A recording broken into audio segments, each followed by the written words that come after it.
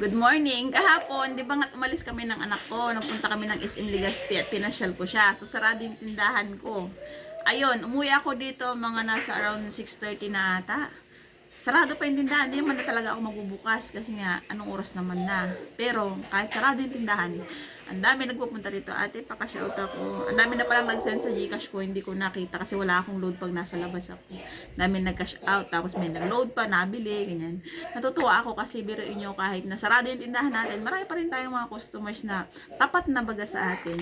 Bago kami umuwi, kasi mga pagka uwi namin mga 5 ata, dumaan muna ako dyan sa Novo kung saan ako nag-grocery. Tapos, meron tayong supporter na nakakilala sa akin.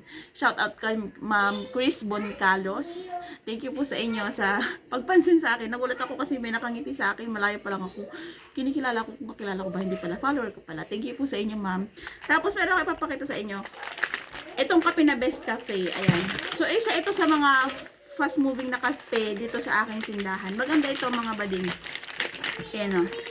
Ito yung mga kinakape ng mga medyo thunders dito sa amin. Charot. Pero ako nagkakape rin ako nito. Itong Best Cafe na green. Kasi meron siyang parang mga herbal to eh. No?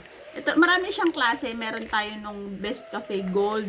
Tapos yung black. Pero ito yung binibenta ko dito sa tindahan ko kasi ito yung mabenta. Yung original tsaka itong ating Best Cafe Green. Ayan. So ang puhunan nitong isang Best Cafe. Bali 12 pieces po ang isang pack nito. Nasa 139